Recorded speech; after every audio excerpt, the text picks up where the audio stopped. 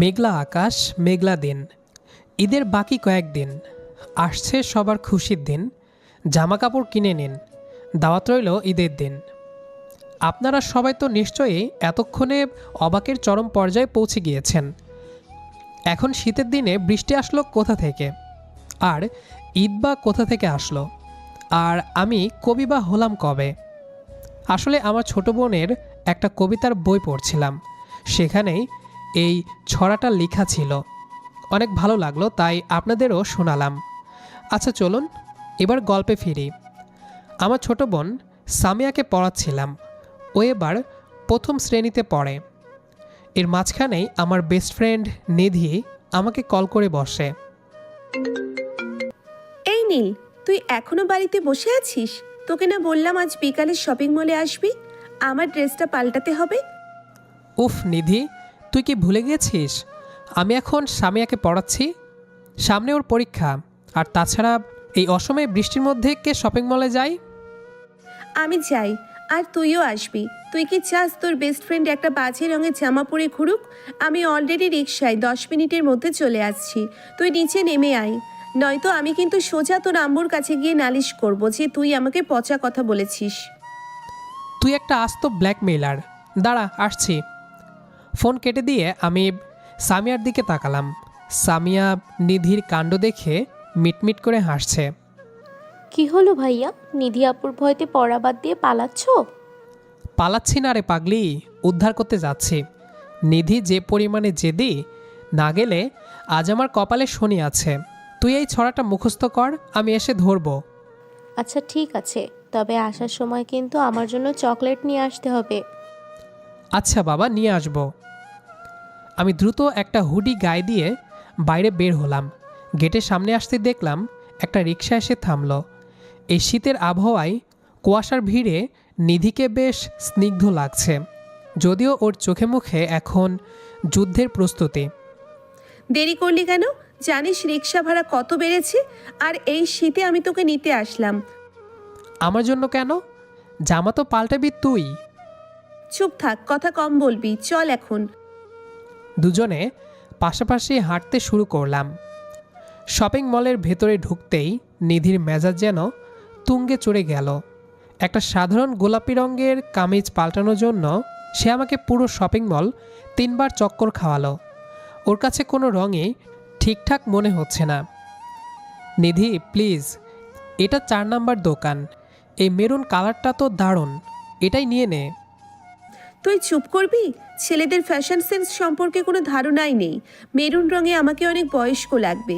আমি চাই এমন কিছু যা দেখে সবাই বলবে ওয়াও। সবাই ওয়াও বলুক বা না বলুক, আমি যে এখন আউচ বলছি সেটা খেয়াল কর। আমার পা ব্যথা হয়ে গেছে। নিধি আমার দিকে একবার কটমট করে তাকিয়ে আবার অন্য একটা হ্যাঙ্গার চেক করতে শুরু করলো। হঠাৎ করেই ওর চোখ আটকে গেল একটা গাঢ় নীল রঙের লেহেঙ্গার ওপর। ওটার কাজ বেশ সূক্ষ্ম আর রাজকীয়। নিধি ওটা হাতে নিয়ে আমার সামনে ধরলো। এটা কেমন? সত্যি বলবো, এটা তোর ওপর খুব মানাবে। নীল রঙটা তোর প্রিয়, আবার আমারও। নিধি একটু লজ্জা পেল। কুয়াশা ভেজা বিকেলে ওর গাল দুটো হালকা লাল হয়ে উঠল। ও ঝটপট ড্রেসটা নিয়ে ট্রায়াল রুমের দিকে চলে গেল। কিছুক্ষণ পর যখন ও বেরিয়ে এলো, আমি সত্যি বলতে কথা হারিয়ে ফেললাম। নীল রঙে ওকে ঠিক যেন মেঘলা আকাশের মাঝে এক টুকরো নীল ধ্রুব তারার মতো লাগছে। কি রে, কথা বলছিস না কেন? খুব কি বাজে লাগছে? না রে, আসলে তোকে একদম অন্যরকম লাগছে। মনে হচ্ছে তোকে আগে কখনো দেখিনি। ঢং রাখ, এখন চল বিল মিটিয়ে জলদি বের হই। স্বামীয়ার জন্য চকলেট নিতে হবে তো। বিল মিটিয়ে আমরা যখন বাইরে বের হলাম তখন সন্ধ্যা নেমে এসেছে। কুয়াশা আরও ঘন হয়েছে। রাস্তার ধারের টং দোকানে ধোঁয়া ওঠা চা দেখে নিধি দাঁড়িয়ে পড়ল। নীল, 1 কাপ চা না খেলে কিন্তু আমি রিক্সায় উঠবো না। তুই আস্ত একটা খাদক। আচ্ছা চল। চা খেতে খেতে নিধি হঠাৎ করে গম্ভীর হয়ে গেল। ও কাপের দিকে তাকিয়ে নিচু স্বরে বলল, আচ্ছা নীল, আমাদের এই বন্ধুত্বটা কি সারা জীবন এমনই থাকবে? মানে যদি কখনো আমাদের বিয়ে হয়ে যায় অন্য কোথাও, তখনও কি তুই আমার শপিংয়ে এভাবে ব্যাগ বয়ে দিবি? আমি চায়ের কাপে চুমুক দিতে গিয়ে থেমে গেলাম। নিধির গলার স্বরে আজ কেমন যেন একটা অদ্ভুত মায়া। আমি ওর চোখের দিকে তাকালাম। অন্য কোথাও বিয়ে হবে মানে? তোর মতো ঝগড়ুটে মেয়েকে আমার ছাড়া আর কে সহ্য করবে শুনি? নিধি হঠাৎ হেসে দিল, কিন্তু সেই হাসির আড়ালে কোনো এক না বলা কথা লুকিয়ে রইল। ও আমার কাঁধে একটা ধাক্কা দিয়ে বলল, চাটুকারিতা বন্ধ কর, চকলেট কেনা শেষ, এবার বাড়ি চল। রিকশায় ফেরার পথে নিধি আমার কাঁধে মাথা রাখল। শীতের হাওয়ায় ওর চুলের ঘ্রাণ আমার নাকে আসছিল। আমি মনে মনে ভাবলাম, আচ্ছা নিধি কি জানে ও আমার কাছে শুধু বেস্ট ফ্রেন্ড না, তার চেয়েও অনেক বেশি কিছু। বাসায় পৌঁছে সামিয়াকে চকলেট দিয়ে নিজের ঘরে আসতেই ফোনের স্ক্রিন জ্বলে উঠল। নিধির মেসেজ, আজকের দিনটা খুব সুন্দর ছিল। নীল রংটা বেছে দেওয়ার জন্য ধন্যবাদ। নীল নীলকে খুব মানায়। আমি মুচকি হাসলাম। হয়তো গল্পের শুরুটা এখান থেকেই। নিধির সেই মেসেজ, নীল নীলকে খুব মানায়। পড়ার পর থেকে আমার হৃৎপিণ্ডের গতিবেগ কেন জানি একটু বেড়ে গেল। সারা রাত জানালার বাইরে তাকিয়ে কাটিয়ে দিলাম। সকালে আম্মুর ডাকে ঘুম ভাঙল। নীল, কী রে, এখনও ঘুমাচ্ছিস? নিধি এসে নিচে বসে আছে, তোকে নাকি আজ ওর সাথে লাইব্রেরি যেতে হবে। আমি ধরফর করে উঠে বসলাম। আয়নায় নিজেকে একবার দেখে নিয়ে নিচে গেলাম। ড্রয়িং রুমে নিধি বসে সামিয়ার সাথে গল্প করছে। ওর হাতে একটা বড় লিস্ট। লাইব্রেরি মানে? হঠাৎ পড়ার শখ জাগলো নাকি? পড়তে হবে না, সামনে সেমিস্টার ফাইনাল, আর তোর যা পড়াশোনার ছিরি তুই তো ফেল করবি। চল আজ একসাথে বসে নোট করব। উফ, ছুটির দিনেও শান্তি নেই। আচ্ছা দাঁড়া, তৈরি হয়ে আসছি। লাইব্রেরির পরিবেশটা বেশ শান্ত। আমরা দুজন একটা কোণার টেবিল দখল করলাম। নিধি মনোযোগ দিয়ে বই পড়ছে, কিন্তু আমার মন বারবার বইয়ের পাতা ছেড়ে ওর মুখের দিকে চলে যাচ্ছে। নীল রঙের সেই ওড়নাটা আজ ও মাথায় দিয়ে রেখেছে, কেমন যেন স্নিগ্ধ লাগছে। কি দেখছিস ওভাবে? আমার নাকে কি কালি লেগেছে? না মানে, আমি ভাবছিলাম তুই এত মনোযোগ দিয়ে পড়ছিস কেন? সূর্য কোন দিকে উঠলো আজ? সূর্য যেদিকেই উঠুক, তুই পড়তে বস। আর শোন, এই চ্যাপ্টারটা শেষ করলে তোকে একটা সারপ্রাইজ দেব। কি সারপ্রাইজ? বিরিয়ানি খাওয়াবি? শুধু খাওয়া ছাড়া কি মাথায় আর কিছু নেই? চলো আগে কাজ শেষ করো। পড়াশোনা শেষ করে যখন বের হলাম তখন বিকেল গড়িয়ে সন্ধ্যা প্রায়। লাইব্রেরির পাশের লেকের পাড়ে আমরা কিছুক্ষণ হাঁটতে লাগলাম। হালকা শীতের বাতাস বইছে।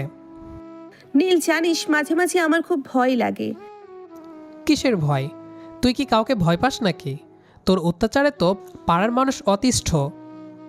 না রে পাগল, ভয় লাগে আমাদের এই সময়গুলো নিয়ে। এই যে আমরা একসাথে ঘুরে বেড়াই, ঝগড়া করি, বড় হয়ে গেলে কি সব বদলে যাবে? ধর তুই যখন চাকরি করবি, তোর নতুন বন্ধু হবে, তখন কি এই বেস্ট ফ্রেন্ডটাকে মনে রাখবি? আমি নিধির কথা শুনে একটু গম্ভীর হয়ে গেলাম। ওর চোখের দিকে তাকালাম, সেখানে একরাশ অনিশ্চয়তা। তুই কি মনে করিস আমি তোকে ভুলে যাওয়ার মতো এতটা সস্তা? তুই ছাড়া আমার শপিংয়ের ব্যাগ কে বইবে? আর কেই বা আমাকে ওভাবে ব্ল্যাকমেল করবে? তুই যেখানে থাকিস আমার ঝগড়া করার মানুষটা শুধু তুই থাকবি। নিধি কিছুক্ষণ চুপ থেকে হঠাৎ আমার হাতটা ধরল। ওর হাতের স্পর্শে আমার শরীরের ভেতর দিয়ে যেন একটা বিদ্যুৎ খেলে গেল। জানিস নীল, আজকের সারপ্রাইজটা ছিল এটাই। আমি না তোকে নিয়ে একটা ডায়েরি লিখি। আমাদের প্রতিদিনের ঝগড়া, হাসি সব সেখানে আছে। সত্যি দেখাবি আমাকে? না, ওটা দেখার যোগ্যতা অর্জন করতে হবে। তুই যে এত বড় গাধা সেটা তুই জানিসই না। বাসায় ফেরার পথে রিকশায় আমরা আর কোনো কথা বলিনি। নিধি আমার কাঁধের ওপর হাতটা হালকা করে ছুঁয়ে রেখেছে।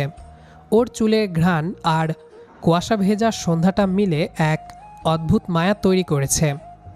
বাসার সামনে নামিয়ে দেওয়ার পর নিধি রিকশা থেকে নেমে আমার দিকে ফিরল।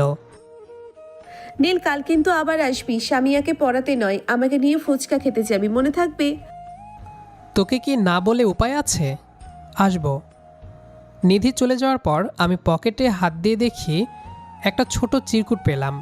হয়তো রিকশায় ও আমার পকেটে গুজে দিয়েছে। আলোতে এনে পড়লাম। বেস্ট ফ্রেন্ড হওয়ার একটা সুবিধা হলো তোকে সবসময় পাশে পাওয়া যায়, কিন্তু অসুবিধে হলো মনের কথাগুলো সহজে বলা যায় না। নীল, তুই কি কখনো আমার চোখের ভাষা পড়তে পারিস না? আমার বুকের ভেতরটা কেমন যেন তোলপাড় শুরু করলো। আমি বুঝতে পারছি এই বন্ধুত্বটা এখন আর শুধু বন্ধুত্বে আটকে নেই, এটা অন্য কিছুতে রূপ নিয়েছে। নিধির দেওয়া চিরকুটটা পড়ার পর থেকে আমার অবস্থা হয়েছে ছেড়ে দে মা, কেঁদে বাঁচি। আয়নার সামনে দাঁড়িয়ে নিজেকেই নিজে প্রশ্ন করি, নীল তুই কি সত্যি এতটা গাধা, নাকি তুই নিধিকে হারানোর ভয়ে নিজেকে বোকা বানিয়ে রাখছিস? পরদিন বিকেলে ফুচকা খাওয়ার কথা থাকলেও আমি যেন একটু দ্বিধায় পড়ে গেলাম। ঠিক বিকেল 5টায় নিধির কল। নীল, তুই কি ভুলে গেছিস? আমি কিন্তু অলরেডি মোড়ের ফুচকার দোকানে। 5 মিনিটের মধ্যে না আসলে আমি একাই সব খেয়ে ফেলবো, আর বিল কিন্তু তোকেই দিতে হবে। উফ, এই মেয়ে বদলাবে না। আসছি রে বাবা, আসছি। ফুচকার দোকানে গিয়ে দেখি নিধি একটা লাল রঙের টপস পরেছে। ওকে লাল রঙে সচরাচর দেখা যায় না, তবে আজ কেন যেন খুব মায়াবী লাগছে। এত দেরি করলি কেন? একটু কাজ ছিল, আর তাছাড়া তোর জন্য তো আমাকে সবসময় রেডি থাকতে হয়। আমার নিজেরও তো একটা জীবন আছে। তাই তোর জীবনে বুঝি নতুন কেউ এসেছে, যার জন্য আমাকে সময় দিতে কষ্ট হচ্ছে? নিধির গলার স্বরে হঠাৎ একটা অভিমানের সুর। আমি বুঝতে পারলাম ও মজা করছে না। ধুর পাগলি, কি যাতা বলিস, চল ফুচকা খাই। ফুচকা খেতে খেতে আমরা দুজনই হঠাৎ চুপ হয়ে গেলাম। চারপাশের কোলাহল যেন আমাদের ছুঁতে পারছে না। আমি আর চোখে নিধিকে দেখছি, আর নিধিও মাঝে মাঝে তাকাচ্ছে। চোখাচোখি হতেই দুজনই চোখ সরিয়ে নিচ্ছে। নীল, একটা কথা বলবি? বল। তুই এতদিন ধরে আমার সাথে আছিস, আমার সব আবদার সহ্য করিস, কখনো কি তোর বিরক্ত লাগে না? মানে কখনো কি মনে হয় না যে আমি অন্য কারোর সাথে ঘুরলে তুই একটু শান্তি পাবি? অন্য কেউ মানে? তোকে সহ্য করার ক্ষমতা কি আর কারো আছে নাকি? আর তাছাড়া তোকে অন্য কারোর সাথে দেখলে আমার শান্তি লাগবে না, বরং অশান্তি বাড়বে। কথাটা বলে ফেলে আমি নিজেই চমকে গেলাম। নিধিও ফুসকা মুখে নিয়ে স্থির হয়ে আমার দিকে তাকিয়ে রইল। কয়েক সেকেন্ডের সেই নীরবতা যেন কয়েক ঘন্টার মতো মনে হলো। কেন অশান্তি বাড়বে? আরে এখন তো আমাকে একাই সব বিল দিতে হবে, তখন তো আর তোর পকেট থেকে টাকা বের করতে পারবো না। নিধি হাসল, কিন্তু তার হাসিতে যেন একটু বিষণ্ণতা মেশানো। সে বুঝল আমি উত্তরটা এড়িয়ে গেলাম। সন্ধ্যায় আমরা পার্কে বসেছিলাম। হালকা কুয়াশা নামছে। নিধি হঠাৎ খুব কাছে ঘেঁষে বসল। ওর শরীরের ওম আমি অনুভব করতে পারছি। আমার খুব ইচ্ছে করছিল ওর হাতটা শক্ত করে ধরি আর বলি, নিধি তোকে ছাড়া আমার একটা দিনও চলে না। কিন্তু পরক্ষণেই মনে হলো, যদি ও বন্ধুত্বটা ভেঙে দেয়, যদি ও কিছু মনে করে। নিধি তখন মনে মনে বলে, নীল এত বোকা কেন? আমি কতবার ইশারা দিচ্ছি, অথচ ও শুধু বন্ধুর মতোই কথা বলে যাচ্ছে। আমার কি মুখ ফুটে বলতে হবে যে আমি ওকে ছাড়া অন্য কাউকে ভাবতে পারি না? আমিও মনে মনে চিন্তা করলাম, নিধি কি আমার মনের অবস্থা বুঝতে পারছে? ও যেভাবে আমার দিকে তাকাচ্ছে মনে হচ্ছে ও কিছু বলতে চায়। কিন্তু আমি যদি আগে বলে ফেলি আর ও যদি না বলে দেয়, তবে তো এই সুন্দর বন্ধুত্বটাই শেষ হয়ে যাবে। বাসায় ফেরার পথে রিকশায় আজ নিধি আমার কাঁধে মাথা রাখেনি, কিন্তু ওর হাতটা আমার হাতের খুব কাছে ছিল। বারবার স্পর্শ করার উপক্রম হলেও কেউ কারো হাত ধরলাম না। এক অদ্ভুত অদৃশ্য দেওয়াল যেন আমাদের মাঝখানে দাঁড়িয়ে আছে। বাসার গেটে নামার সময় নিধি হঠাৎ আমার চোখের দিকে সরাসরি তাকালো। নীল, সামনের শুক্রবার আমার এক কাজিনের বিয়ে, আমাকে কিন্তু তুই নিয়ে যাবি। আর শোন, নীল রংটা পরবি, তোকে নীল রঙে খুব ভালো লাগে। আচ্ছা, আসবো। নিধি চলে যাওয়ার সময় একবার পিছন ফিরে তাকালো। আমি তখনও দাঁড়িয়ে আছি। ওর চোখে এক অদ্ভুত তৃষ্ণা দেখলাম। আমি জানি ও যেমন আমাকে হারাতে চায় না, আমিও ওকে হারাতে চাই না। কিন্তু এই বেস্ট ফ্রেন্ড ট্যাগটা ছিঁড়ে ফেলার সাহস আমাদের কারোরই হচ্ছে না। রুমে এসে আমি ডায়েরিটা বের করলাম। সেখানে লিখলাম, মাঝে মাঝে মনে হয় ভালোবাসা প্রকাশ করার চেয়ে লুকিয়ে রাখাটাই বেশি কষ্টের। নিধি, তুই কি জানিস না তোকে হারানো মানে আমার পৃথিবীকে হারানো? হঠাৎ ফোনে একটা নোটিফিকেশান এলো, নিধির স্ট্যাটাস। কিছু কথা না বলাই থাক, কিছু অনুভব শুধু নিজের জন্যেই থাক। আমি দীর্ঘ শ্বাস ফেলে বালিশে মাথা রাখলাম। দুজনের মনেই ঝড়, কিন্তু বাইরে আমরা শান্ত। শুক্রবার, আজ নিধির জন্মদিন। ছোটবেলা থেকেই এই দিনটা নিয়ে আমার আলাদা একটা উত্তেজনা থাকে। তবে এবারের উত্তেজনাটা একটু অন্যরকম। গত কয়েকদিনের সেই না বলা কথাগুলো মনের ভেতর পাহাড়ের মতো জমে আছে। ঠিক করেছি আজ ওকে বিশেষ কিছু উপহার দেব, কিন্তু মনের কথাগুলো কি বলতে পারবো? সকাল থেকেই নিধির কোনো খবর নেই। সাধারণত ও এই দিনে সকাল থেকে আমাকে জ্বালিয়ে মারে, কি গিফট আনবো, কখন যাব এই নিয়ে। কিন্তু আজ ও বেশ শান্ত। দুপুরে নিধির আব্বু নিজে আমাদের বাসায় এসে আম্মু আর আব্বুকে নেমন্তন্ন করে গেলেন। দোস্ত, আজ নিধির জন্মদিন, ঘরোয়া আয়োজন করেছি, তোমরা কিন্তু সবাই আসবে। স্বামী আর নীল যেন একদম মিস না করে। কি বলিস? নীল না গেলে তো নিধির জন্মদিনই জমবে না। আমরা সবাই আসছি। সন্ধ্যাবেলা আমরা সবাই মিলে নিধিদের বাসায় গেলাম। পুরো ঘরটা নীল আর সাদা বেলুন দিয়ে সাজানো। আমি একটা কালো শার্ট পরেছি, হাতে নিধির জন্য নীল রঙের একটা দামি ঘড়ি। ভেতরে ঢুকেই আমার চোখ আটকে গেল নিধির ওপর। ও সেই নীল রঙের লেহেঙ্গাটা পরেছে, যেটা আমি গত সপ্তাহে শপিং মলে পছন্দ করে দিয়েছিলাম। ওর খোপায় গোজা একগুচ্ছ সাদা গোলাপ। ওকে দেখে মনে হচ্ছে যেন শরতের নীল আকাশ থেকে এক টুকরো মেঘ নেমে এসেছে। কি হলো, দরজায় দাঁড়িয়ে মূর্তি হয়ে গেলি কেন? ভেতরে আয়। না মানে, তোকে অনেক সুন্দর লাগছে নিধি, শুভ জন্মদিন। আমি গিফটটা ওর হাতে দিতেই ও মুচকি হাসল, কিন্তু সেই হাসিতে এক অদ্ভুত মায়া ছিল। ও জানতো আমি এই নীল রঙটাই ওর জন্য বেছে নেব। কেক কাটা হলো, অনেক আনন্দ হলো। সামিয়া তো চকলেট আর কেক পেয়ে মহা খুশি, কিন্তু আমি খেয়াল করলাম আমাদের দুই পরিবার আজ একটু বেশিই হাসি খুশি। নিধির আম্মু আর আমার আম্মু কোনায় বসে নিচু স্বরে কী যেন শলা পরামর্শ করছেন আর মাঝে মাঝে আমাদের দিকে তাকাচ্ছেন। অনুষ্ঠান শেষ হওয়ার পর মেহমানরা চলে গেল, শুধু রয়ে গেলাম আমরা। ডাইনিং টেবিলে সবাই একসাথে কফি খেতে বসলাম। পরিবেশটা হঠাৎ করেই কেমন যেন গম্ভীর হয়ে গেল। নিধি আমার পাশে বসেছিল। ও টেবিলের নিচে আমার হাতটা হালকা করে একটু স্পর্শ করলো। ওর হাত কাঁপছে। ও কি কিছু টের পাচ্ছে? নীল, নিধি, তোমাদের দুইজনকে একটা কথা বলার ছিল। তোমরা দুইজন তো ছোটবেলা থেকে বেস্ট ফ্রেন্ড। তোমাদের এই বন্ধুত্ব আমাদের দুই পরিবারকেও খুব কাছাকাছি নিয়ে এসেছে। আমি আর নিধি একে অপরের দিকে তাকালাম। আমার বুকের ভেতর ড্রাম বাজতে শুরু করেছে। নীল তো সারাদিনই নিধি নিধি করে পাগল। আরে নিধি তো নীলের হুকুম ছাড়া এক পাও চলে না। তাই আমরা দুই বন্ধু মিলে একটা সিদ্ধান্ত নিয়েছি। কি সিদ্ধান্ত বাবা? আমরা ভাবছি এই বন্ধুটাকে একটা স্থায়ী রূপ দিলে কেমন হয়। মানে আমরা চাইছি তোমাদের বিয়েটা করিয়ে দিতে। আগামী মাসেই আমরা দিনক্ষণ ঠিক করতে চাই।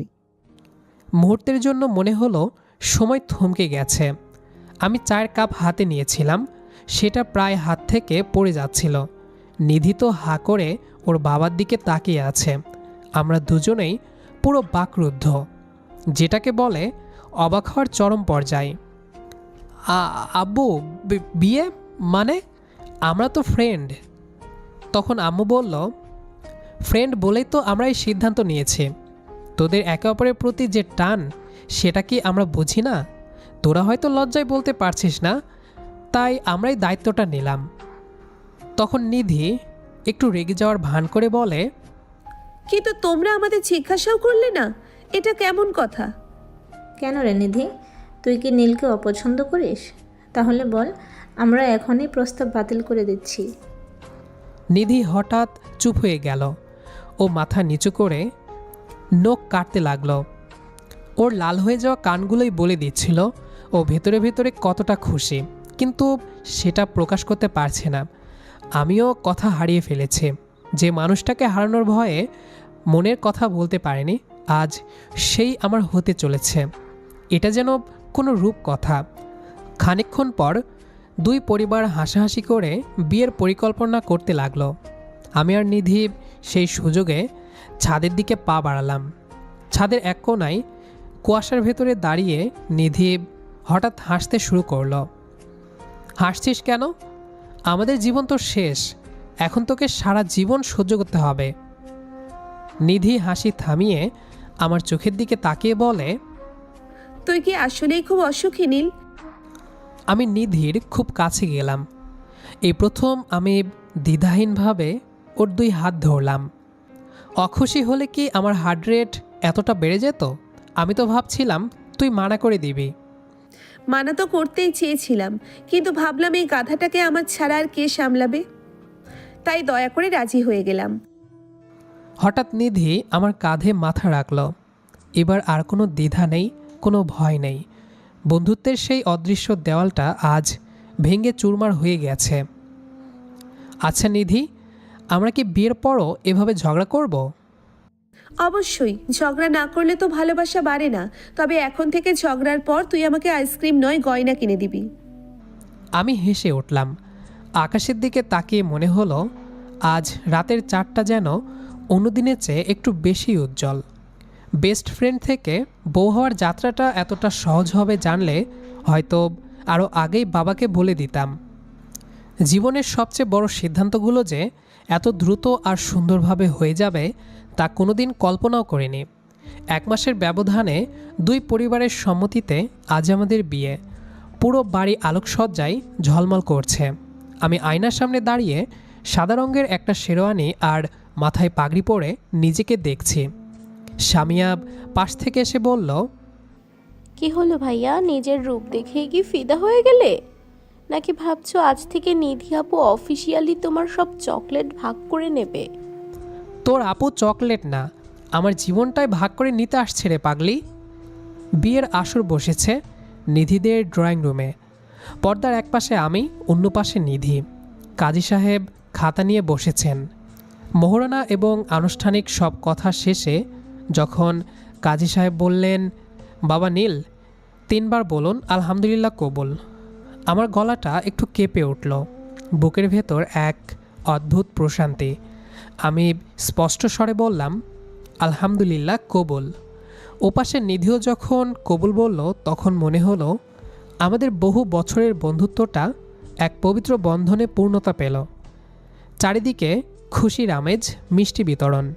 নিধির বাবা আমার কাঁধে হাত রেখে বললেন, নীল, আমার কলিজার টুকরাকে আজ তোর হাতে সঁপে দিলাম।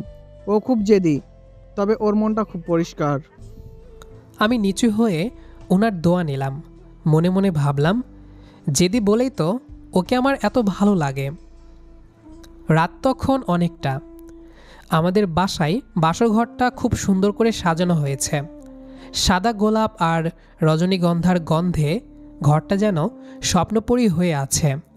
আমি দরজা খুলে ভেতরে ঢুকতে দেখলাম নিধি খাটের মাঝখানে বসে আছে। ওর মাথায় লাল ওড়নার ঘোমটা, 2 হাতে মেহেদির নকশা। আমাকে দেখে ও একটু নড়ে চড়ে বসল। আমি ধীর পায়ে ওর সামনে গিয়ে বসলাম। ঘোমটাটা সরিয়ে দিতেই দেখলাম নিধির চোখ দুটো টলমল করছে। কে রে, এখন তো আর কেউ নেই, এখন কেন কাঁদছিস? এখনও কি ড্রেস পাল্টানোর জন্য শপিং মলে যাওয়ার বায়না ধরবি? তুই একটা আস্ত গাধা। এই মুহূর্তেও তুই দুষ্টুমি করছিস? মানুষ কত রোমান্টিক কথা বলে, আর তুই? আচ্ছা ঠিক আছে, রোমান্টিক হচ্ছি। বলতো, আজকের নিধিকে কি আগে কখনো দেখেছি? এই যে আমার সামনে বসে আছে আমার বউ হয়ে, এটা ভাবতেই তো আমার বিশ্বাস হচ্ছে না। বিশ্বাস কর নীল, আমিও কখনো ভাবিনি আমাদের শেষটা এমন হবে। আমি তো ভাবতাম তুই কোনোদিন বুঝবিই না। তুই তো সারা জীবন শুধু আমার ব্যাগই বয়ে বেড়ালি, মনের খবর নিলি না। আরে মনের খবর জানতাম বলেই তো ব্যাগ বইতাম। জানতাম তুই বড্ড জেদি, তোকে আগলে রাখার দায়িত্বটা তো অন্য কাউকে দেওয়া যায় না। নিধি হঠাৎ খাটের একপাশ থেকে একটা ছোট বক্স বের করলো। এই নে, এটা তোর গিফট। বক্সটা খুলতেই দেখলাম সেই পুরনো চিরকুটগুলো আর একটা ছোট চেন, যাতে এন এবং এন লেখা। নিধি, তুই এগুলো এখনও জমিয়ে রেখেছিস? রেখেছি কারণ এগুলো আমাদের বন্ধুত্বের সাক্ষী।